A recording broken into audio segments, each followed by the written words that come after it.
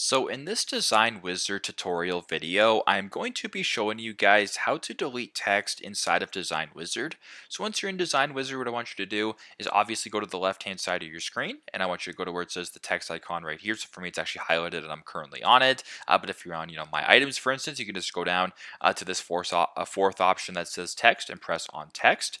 Then for me, I'm just going to go ahead and press on and add heading for demonstration to add some text to my design. So once you have text added to your design, in order to delete it is actually pretty straightforward. The easiest way to do it is to actually just press on your text right here. And if you just press on the delete button, it'll do the exact same thing and it'll delete it. But if you want to, let's just add some more text to the design. And let's just say, for example, your delete button doesn't work or whatever. A way you can do it through Design Wizard is just to make the text a little bit larger so you guys can see. Same thing, press on the text right here. And right above it, there's three different little options here. There's the lock icon, there's the copy icon, and then there's the delete icon. If you were to press on the delete icon, it does the exact same thing. So pretty straightforward, but that's how you guys can delete text here in Design Wizard. Thanks again for watching, and I hope this video helps.